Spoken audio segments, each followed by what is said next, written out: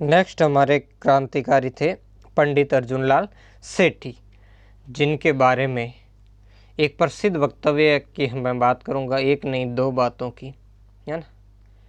जिनके बारे में जब वो वेलूर जेल से मुक्त होकर के पूना रेलवे स्टेशन पर आए थे, तब उनका स्वागत करते हुए लोकमान्य बाल गंगाधर तिलक ने इनके बारे में कहा था कि आज महाराष्ट्रवासी सेठी जी को अपने बीच में देखकर फूले नहीं समाते।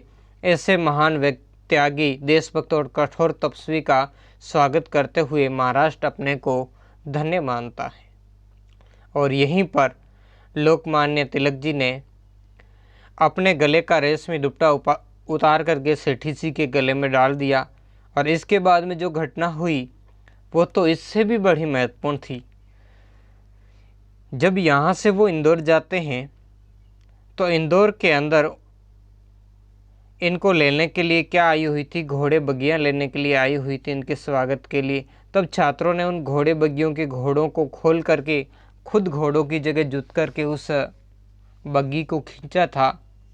उन नौजवानों में से एक नौजवान हरिभाऊ उपाध्याय भी थे, जो बाद में चल कर के राजस्थान के मुख्यमंत्री भी बनते हैं। इन सभी बातों को देख कर के भी आप ये अंदाज़ा लगा ही सकते हो कि कौन था वो जिसके बारे में जनता में इतना अधिक सम्मान था, जिसके लिए जनता एक नज़र देखने के लिए एकटक दौड़े आती थी, जिसकी ओजस्वी वाणी से सभी मंत्रमुग्ध हो जाया करते थे। ऐसे ही असाधारण व्यक्तित्व के बारे में हम आज देखेंगे, जिनके पांडित्य का जैनों दर्शन के साथ साथ हिंदू दर्शन और इस्लाम दर्शन भी बहुत ही बड़ा प्रभाव था, जिनकी व्याख्यान शैली से बड़े बड़े राजनीतिक पंडित धराशायी होकर के उनके पास शिक्षा प्राप्त करने के लिए आया करते थे। अब देखते हैं इनके बारे विस्तार से। इससे पहले आप सभी से एक बात बताना चाहूँगा, हमेशा की तरह अगर आपने मेरे चैनल को सब्सक्राइब नहीं किया है तो सब्सक्राइब कर लें और साथ ही वीडियो को लाइक कमेंट शेयर ज़रूर करें। अब इसको हम देखेंगे विस्तार से, इसके बारे में हम अध्ययन करेंगे। तो 1880 में जयपुर में जन्मे अर्जुनलाल सेठी का जो प्रारंभिक काल क्या था, चौमू ठिकाने के अंदर कामदार के रूप में नियुक्त हुए थे। यानी इनका जन्म हुआ था 9 सितंबर 1880 को जयपुर के अंदर हुआ। इन्होंने बीए तक की परीक्षा पास की थी, जो जयपुर के जो महाराजा कॉलेज उससे की थी। और उस समय बीए पास करना बड़े गौरव की बात थी। इसके बाद में वो क्या करते, अपनी शिक्षा प्राप्त करने के बाद में वो पहले मथुरा चले जाते, फिर सहारनपुर। इन दोनों ही जगह पर वो जैन संस्थाओं के अंदर क्या रहते, अध्यापक का कार्य करते। और इसके बाद में वो फिर क्या आते हैं, चौमू जो ठिकाना, इसके बाद जयपुर और उसके बाद चौमू के अंदर जाते हैं। वहाँ भी क्या करते हैं, ठिकाने के अंदर ये क्या होते हैं, कामदार के रूप में नियुक्त होते हैं। यानी जो चौमू के ठिकानेदार उनके निजी सचिव बन जाते हैं। किंतु उनके अंदर देश भावने की भावना के कारण वो यहाँ से क्या देते, इस्तीफा देते थे। तो जयपुर आने के बाद इस्तीफा देकर फिर 1906 के अंदर वो क्या करते हैं, जैन शिक्षा प्रचारक समिति की क्या करते हैं, स्थापना करते हैं, है ना। जैन शिक्षा प्रसार, जिसके तत्वाधान में क्या होता है, जैन वर्धमान पाठशाला भी स्थापित की जाती। इस पाठशाला की 2 इकाई होती है, इसका पुस्तकालय और दूसरा होता है विद्यालय। ये दोनों ही काम करो, जिसमें विभिन्न प्रकार की पुस्तकें होती। अब इसका काम क्या था, पुस्तकालय का। इस पुस्तकालय के अंदर ही क्या थी, वो महत्वपूर्ण साहित्य प्राप्त होता था। इसके अलावा जो वर्धमान पाठशाला थी, ये पाठशाला क्या करती थी, ये क्रांतिकारियों के जो समुचित प्रशिक्षण का बहुत ही बड़ा प्रभावशाली केंद्र बना था, जिसमें महाराष्ट्र और कश्मीर जैसे सुदूर देशों से यहाँ पर नौजवान क्रांतिकारी प्रशिक्षण लेने के लिए आया करते थे। और यहाँ भी क्रांतिकारियों को प्रशिक्षण देने के लिए विष्णु दत्त जैसे महत्वपूर्ण शिक्षकों को नियुक्त किया हुआ था। अब 1907 में जैन शिक्षा सोसाइटी की स्थापना की जाती है ना। पहले क्या किया था, जैन शिक्षा प्रसारक समिति, जिसने जैन वर्धमान पाठशाला या वर्धमान विद्यालय की स्थापना की। बाद में इन्होंने 1907 में अजमेर में जो जैन शिक्षा सोसाइटी की स्थापना की, जिसे 1908 में क्या किया, जयपुर स्थानांतरित कर दिया गया था। इसकी पहले स्थापना अजमेर में हुई थी, लेकिन बाद में इन्होंने क्या किया था, जयपुर इस संस्था को क्या कर दिया था, वापस भेज दिया था। अर्जुन लाल सेठी ने बंगाल में स्वदेशी आंदोलन में भी क्या लिया था, भाग लिया था। 1905 के अंदर जब बंगाल का विभाजन कर दिया गया तो उसके बाद 1906 में उसके विरुद्ध जो आंदोलन चलाया गया था, बंग भंग विरोधी आंदोलन, जिसे स्वदेशी आंदोलन के नाम से भी जाना जाता, उसमें भी सक्रिय रूप से भाग लिया था। और 1907 में वो सूरत की कांग्रेस में भी भाग लिया था, जिसमें कांग्रेस का गरम और नरम दो दलों के अंदर क्या हो गया था, बंटवारा हो गया था, वहाँ भी भाग लिया था। अब धीरे धीरे इनका वर्धमान विद्यालय क्रांतिकारियों के प्रशिक्षण का केंद्र बन गया। इसके अंदर प्रताप सिंह बारठ है, ईश्वरदान है, माणकचंद, मोतीचंद है ना, जयचंद है ना, जैसे और जोरावर सिंह जैसे विद्यार्थी यहाँ पर क्या कर रहे थे, प्रशिक्षण प्राप्त कर रहे थे। अब जब ये प्रशिक्षण प्राप्त करे तो इसी के साथ साथ में क्या था, क्रांतिकारी जो गतिविधियाँ हैं उस गतिविधियों को भी यहाँ से बढ़ावा दिया था। अब 12 दिसंबर 1912 को भारत के जो गवर्नर जनरल थे लॉर्ड हॉर्डिंग, उनके जुलूस पर बम फेंके जाने की घटना के पीछे रूपरेखा किसने बनाई थी, सेठी जी ने बनाई थी। यानी हर आंदोलन के पीछे की जो पृष्ठभूमि है उसकी तैयार करने का काम सेठी जी ही किया करते थे। यानी इसमें समन्वय बनाना, कोऑर्डिनेशन करना, ये सारा का सारा काम सेठी जी के ऊपर ही था। इस घटना के मुख्य आरोपी जोरावर सिंह बारठ सेठी जी के ही क्या थे, शिष्य थे, जिन्होंने बहुत ही चतुराईपूर्ण तरीके से क्या कर दिया था, उस समय के भारत के वायसराय थे लॉर्ड हॉर्डिंग, इनके ऊपर बम डाल दिया था, जिसमें लॉर्ड हॉर्डिंग घायल हो गए थे और उनका जो छतरी था वो इसमें मारा गया था। 20 मार्च 1913 को आरा, ये बिहार के अंदर है, आरा हत्याकांड के जो सभी आरोपी है वो भी क्या थे, सेठी जी के घनिष्ठ थे। अब देखो यहाँ होता क्या, अब बंगाल के अंदर जैसे क्रांतिकारियों ने भी क्या था, क्रांति को संगठित करने के लिए क्या थी, धन की आवश्यकता थी, इसी कारण उन्होंने डाके डालना प्रारंभ किया। तो राजस्थान के क्रांतिकारियों ने भी क्या किया था, जो राजस्थान के अंदर भी यही मतलब डाके डाल करके धन इकट्ठा करने का काम प्रारंभ किया था।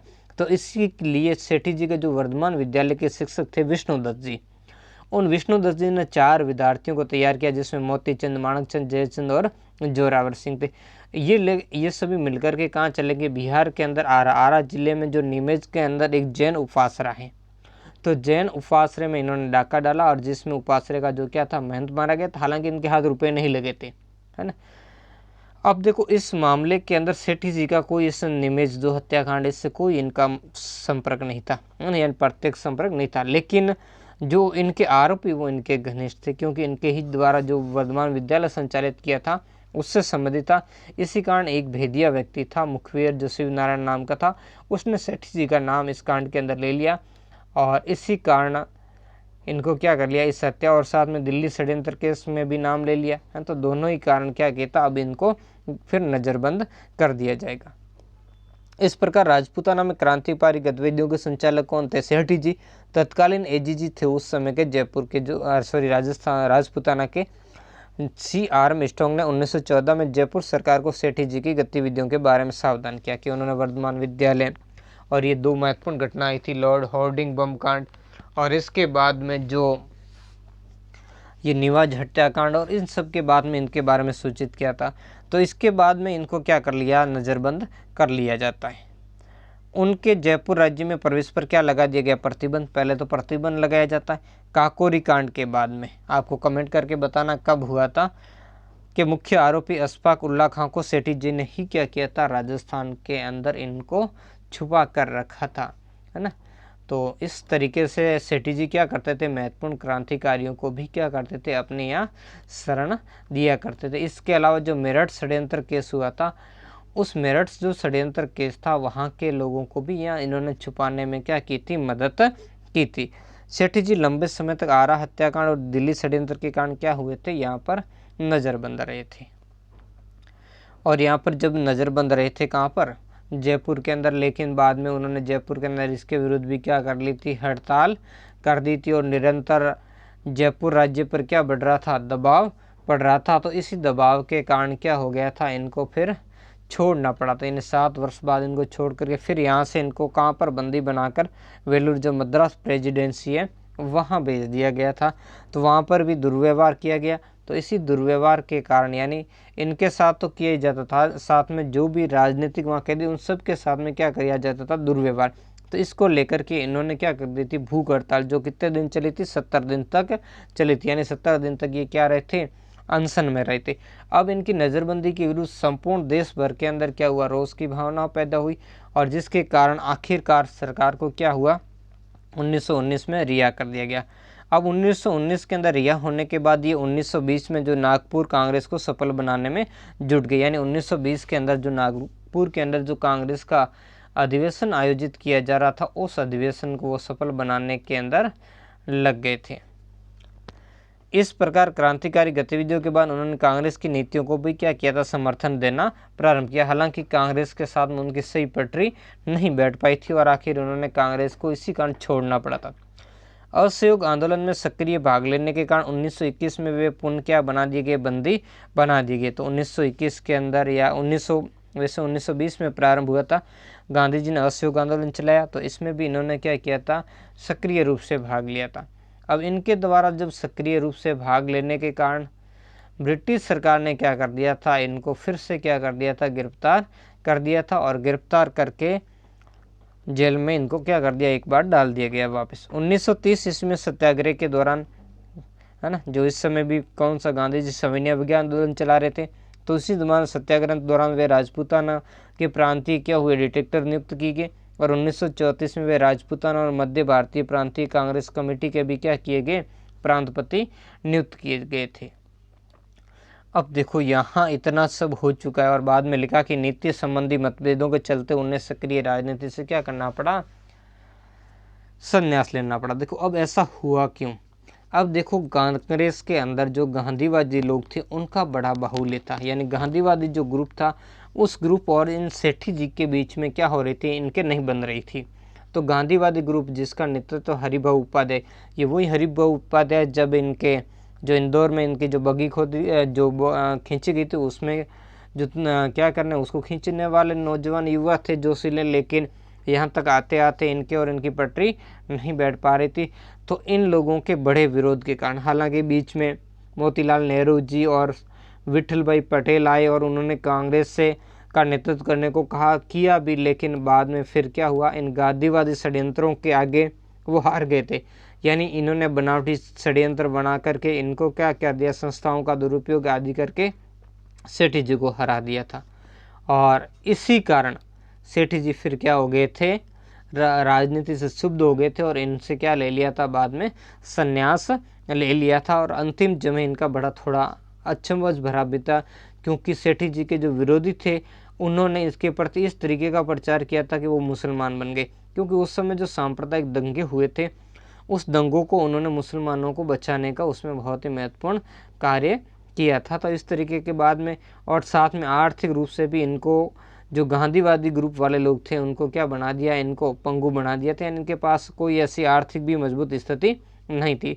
तो फिर अंतिम रूप से जो इनमें भगवान की तरफ भक्ति करने लग गए थे और क्या करने लग गए थे, अपने जो अध्यापन करवाने का कार्य इन्होंने करना प्रारंभ कर दिया था। इसके बाद इनकी क्या हो जाती, मृत्यु, और मृत्यु के बाद इनकी इच्छा थी 23 दिसंबर 1941 को मृत्यु हुई थी और इनकी इच्छा अनुसार फिर इनको कब्र के अंदर दबाया गया था। ये भी ध्यान रखना कि कौन से जो क्रांतिकारी है जिन्हें क्या किया गया था, दफनाया गया था। अब देखते हैं इनका मूल्यांकन करते हैं आखिर क्या था इनका व्यक्तित्व। तो सेठी जी अत्यंत स्वाभिमानी व्यक्तित्व और कुशल वक्ता एवं क्या थे, ओजस्वी वक्ता थे, है ना, कुशल संचालक और क्या थे, ओजस्वी वक्ता थे। जैसा कि मैंने आपको पहले ही बताया था कि इनके व्यक्तित्व से लोग बड़े प्रभावित हुआ करते थे, है ना, इतने सारे प्रभावित थे कि जब भी ये बोलते थे सब लोग इनको सुनने के लिए क्या करते थे, उमड़ पड़ते थे। यानी ऐसी इनकी क्या थी, व्याख्यान शैली थी जिससे जनता घंटों मंत्रमुग्ध होकर इन्हें क्या करती थी, सुनती रहती थी। जब उन्हें जयपुर के प्रधानमंत्री पद का क्या किया, प्रस्तावित किया गया, यानी जब वो सहारनपुर और उस क्षेत्र में मथुरा और वहाँ पर क्या करने गए थे, अध्यापन करने के बाद जब जयपुर राज्य लौटे थे, तो जयपुर के महाराजा उस समय जो मान सिंह द्वितीय थे, उन्होंने देखा कि इतना एजुकेटेड बंदा है, क्योंकि उस समय इन्होंने बीए कर ली थी और बीए करना उस समय बहुत बड़ी बात थी, तो इसको क्या होना चाहिए, जयपुर का प्रधानमंत्री होना चाहिए। लेकिन जब इनसे प्रधानमंत्री का पद प्रस्तावित किया तो उन्होंने कहा, श्रीमान अर्जुनलाल नौकरी करेगा तो अंग्रेजों को बाढ़ से बाहर कौन निकालेगा। इससे भी हमें सिद्ध होता है कि उनके अंदर देशभक्ति की भावना किस तरीके से भरी हुई थी। यानी उनके अंदर जो तेजस्विता के, विधा व्यसन, ज्ञान या राजनीतिक सूझबूझ के या चारित्रिक दृढ़ता के तो वो सभी इनके अंदर क्या हुई थी, भरी हुई थी। अर्जुनलाल सेठी के राजनीतिक कद का अंदाजा इस बात से भी लगाया जा सकता है, जब गांधी जी अजमेर आए तो संजय सेठी जी से मिलने उनके क्या गए थे, निवास स्थान पर गए थे।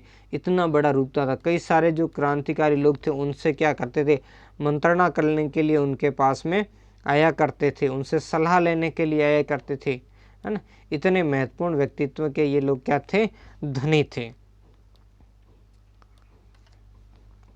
कुशल वक्ता होने के अतिरिक्त उन्होंने कुछ पुस्तकें भी लिखी, जैसे शूद्र मुक्ति है, स्त्री मुक्ति है, बहुत ही महत्वपूर्ण पुस्तक है जो समाज से कटे हुए उस वर्ग के ऊपर इन्होंने लिखी और उनकी स्थिति को भी उन्होंने सुदृढ़ किया।